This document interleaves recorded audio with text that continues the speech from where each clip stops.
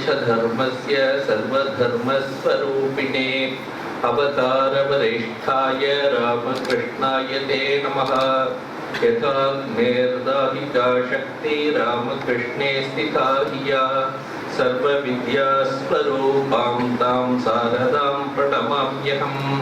नमः श्रीयतिराजाय विवेकानन्दसूरये सच्चित्सुखस्वरूपाय स्वामिने तापहारिणे।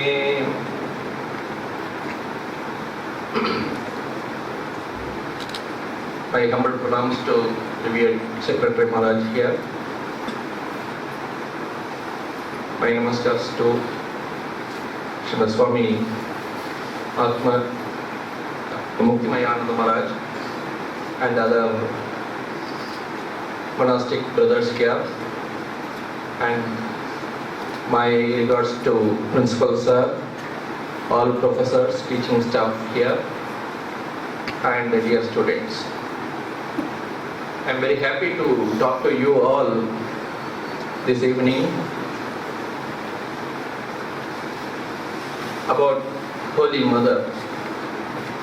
As Swamiji told just now,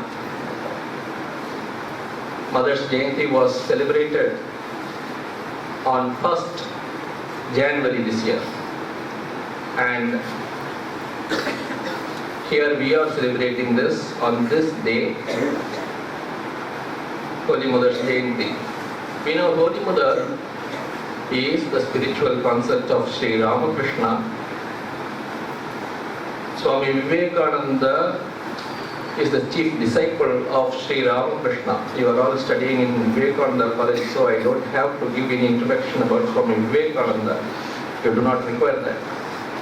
But one thing we have to know is the purpose for which these great people have come to this world. Why at all they have to come, first of all, here. What they have achieved in their life, that we should know.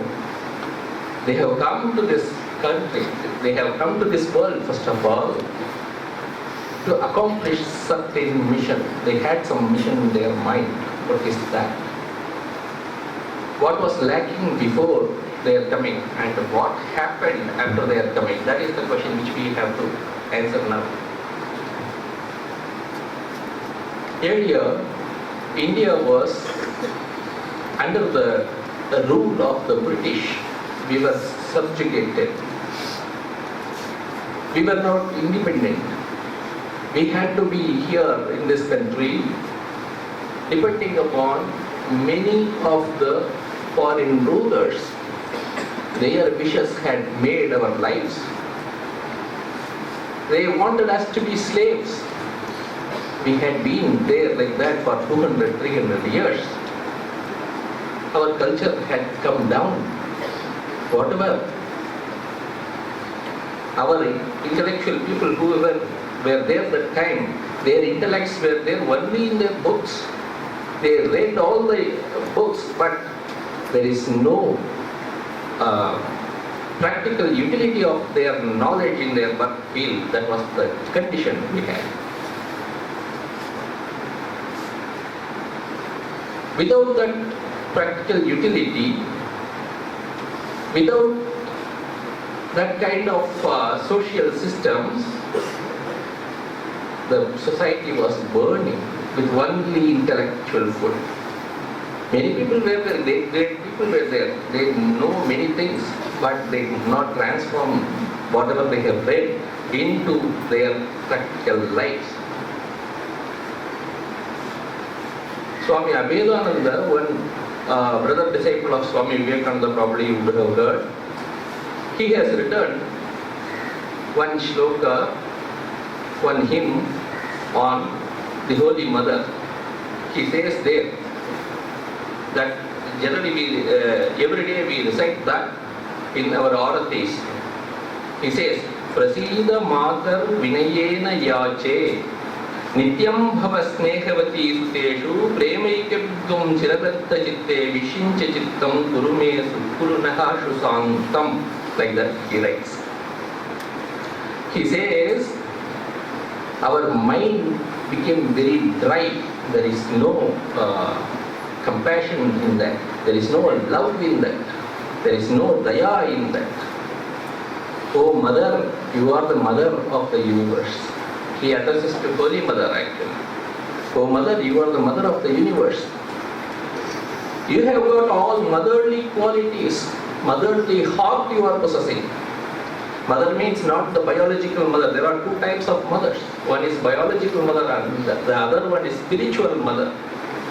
Biological mothers are there in plenty in our country, but spiritual mother, that spiritual motherhood can be attained by anybody. Even for a man it is possible. If a person is having that daya, that compassion, he is having that, possessing that motherly heart. So that kind of motherly character was Mother, Holy Mother. To her, Swami Vivekananda writes this hymn. He says, "Oh Mother, our hearts are scorched by the intellect, only intellect, dry philosophy. There is no love in our heart. Please give a little love. Premaika bindum chiradagdha chitte." My chitta has been chiradagdha. Dagdha means it has been scorched forever. For long it has been scorched. To that you give that small amount, even a little drop of your love you please give. That will make us immortal, he says. So that way, Holy Mother came to this world only to establish that motherliness of all beings here. So for that she had come. The motherly heart is very important. Not the biological motherhood. That is not what we are talking about. Motherly heart means it has got that love, that compassion. Mother sees all her children equally. She does not discriminate between one son and another son. Sons are sons for her, always. Whatever be the mistake son has done, mother will try to forgive. That forgiving character is there in mother, always. Shankara writes in one of his poems, he says, "Mother, I am the worst sinner in this world. That doesn't mean that you should not forget me. You are the mother. I may be a very worst sinner, but in the world there is no worst mother. You are mother. Puputro jayet kvachidapi pumata na bhavati," like that he says. I may be a puputra. Puputra means sinner. I can be a, now குழந்தையா இருக்கலாம், சின்ன பையனா இருக்கலாம், செய்யாத தப்பெல்லாம் செஞ்சிருக்கலாம். இருந்தாலும் you are mother. You have to protect me. That is, if you do not protect me, you are not performing your duties properly. Like that he writes. So that way mother is like that. And Holy Mother is modern enough. See, modern in sense, modern, the word is a very loaded word, we have to say. It has got so many connotations. Modern means not having all these modern gadgets. I have got cell phone, mobile phone, smartphone, whatever not. Everything I am having. Does that not make me modern? That is a kind of cheap modernity. That type of modernity she never had. She was modern in a different sense of the term.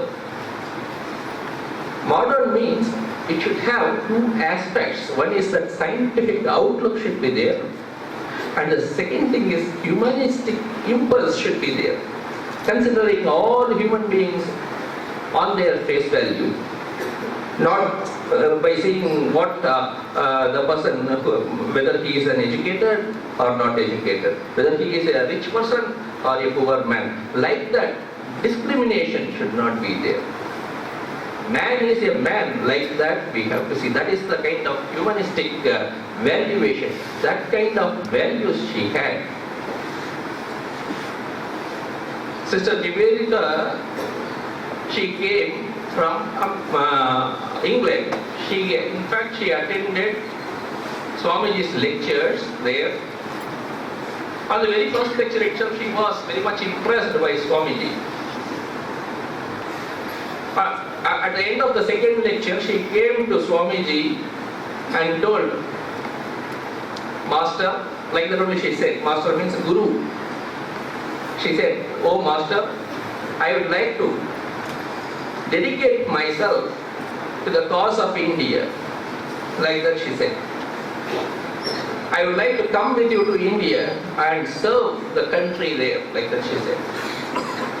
Immediately, Swamiji felt a moment. We are presently in the 21st century. Though all our old superstitions are going away, still there are so many. Untouchability is very rampant in some other places. If it is like this, even now in this century, 150 years before, how it should have been, we can just think of. Even a person cannot go from here in this country to any other country. They say, if you cross the oceans, you will be excommunicated. You no longer belong to this community. That is the way Swamiji was threatened. He did not mind that, he just went away.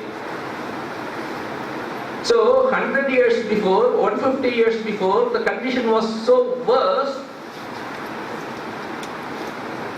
British lady, this Irish lady, they were considered as mlechas. Mlechas means chandalas. They were outcast, like that only they were considered. Swamiji was thinking, if this lady comes to India and she wants to serve the country there, with all good heart she comes, if she is not received here properly, then the work will suffer. Whether the Indian community will accept her or not, we do not know. What to do, he was thinking for a while. Anyhow, she came here. Swamiji thought, I will take her to Holy Mother first of all.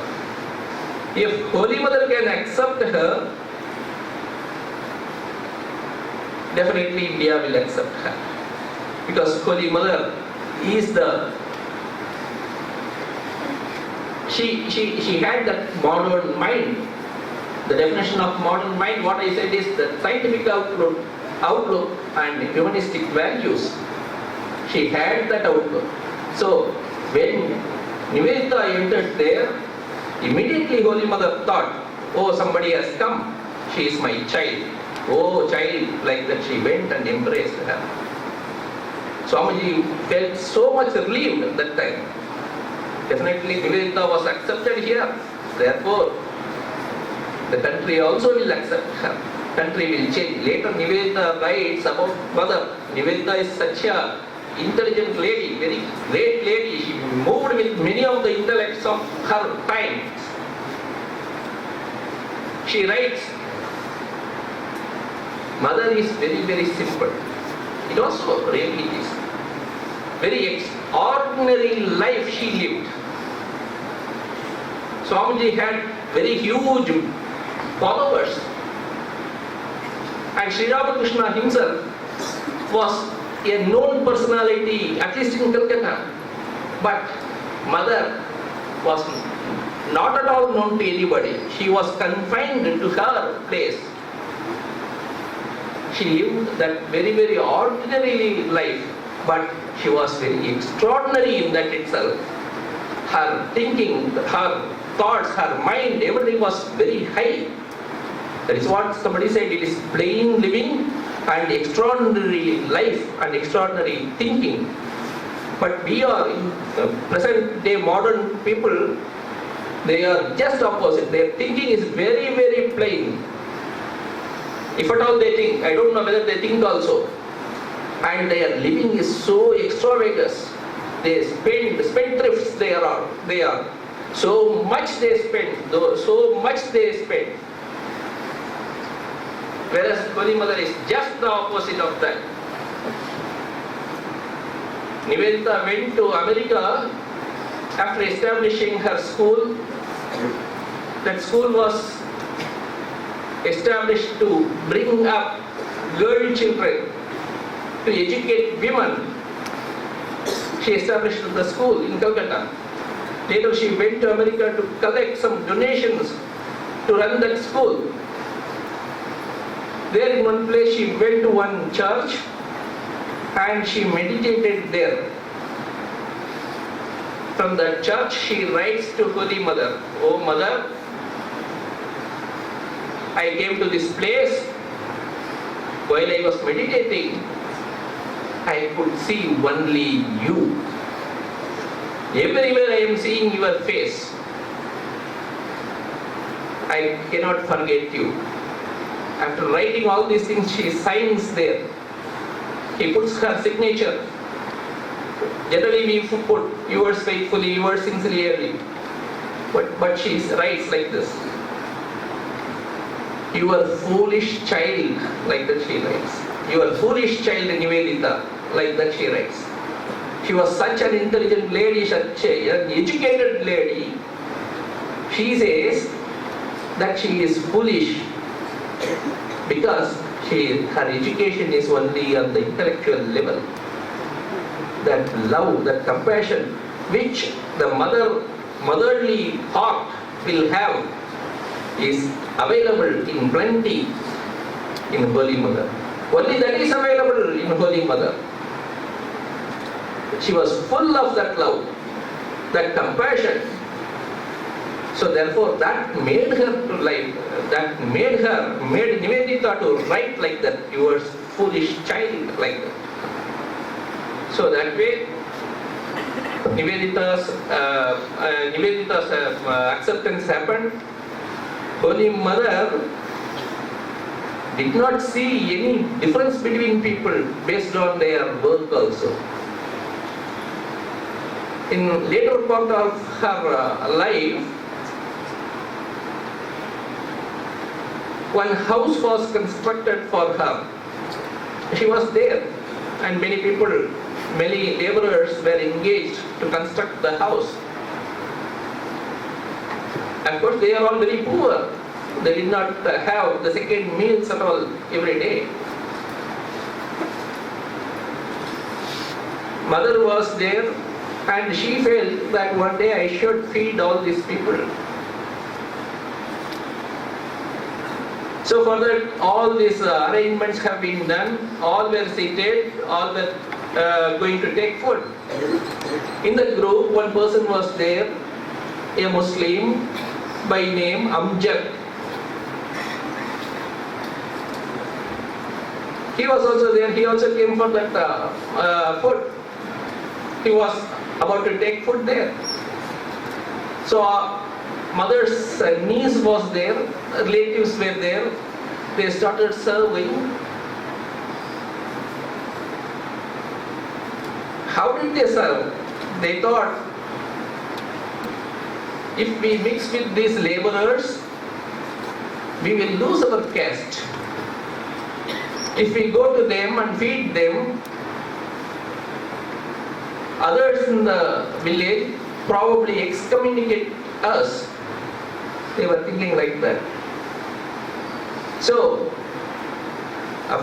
they started already feeding, but this thought is there behind in their minds.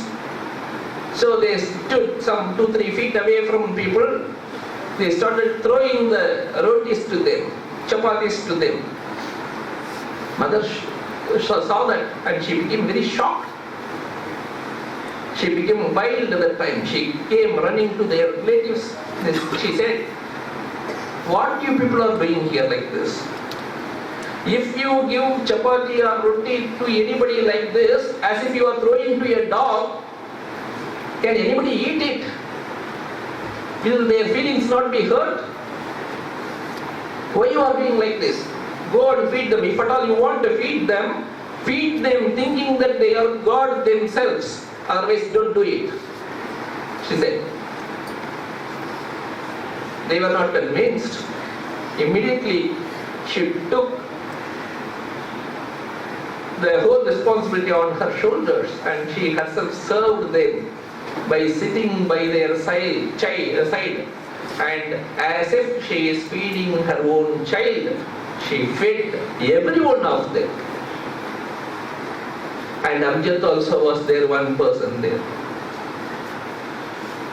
After they are taking food, finally she herself cleaned the place, including removing their leaf plates. She herself cleaned the place. And her relatives for that also objected, but she never cared for that, because that motherly love was there.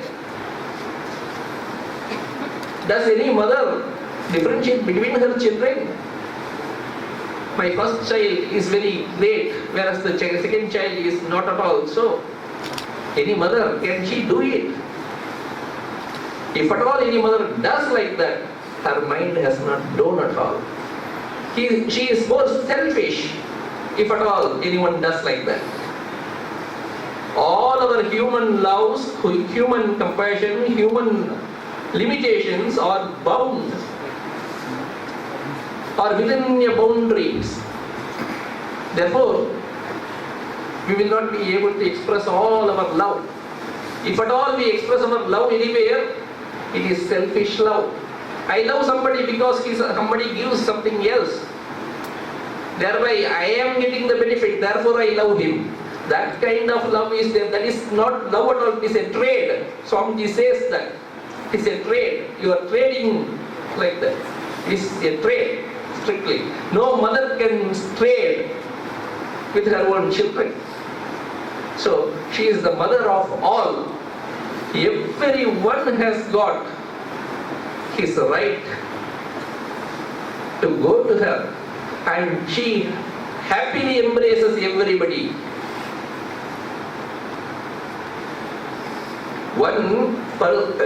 Later days, Holy Mother started initiating her own disciples.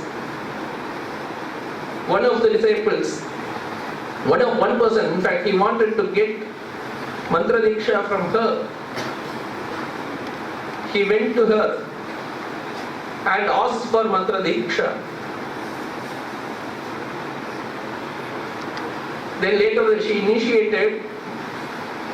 Suppose anyone initiates a disciple, the person will have that idea that I am the guru of this person. So he is my disciple. He is just like a slave to me, like that they will think. Whatever I say he has to do, that kind of attitude will be there. Whereas after initiating the person, this person asked, Mother, what can I do? Like that. Mother said, you please wait, I will bring some prasad to you, you can eat here and then go. Then he took, after taking prasad, Mother herself went and cleaned the place, everything. Then the person became very upset. He said, oh Mother, you are cleaning the place where I have eaten. You are my guru, you should not do that.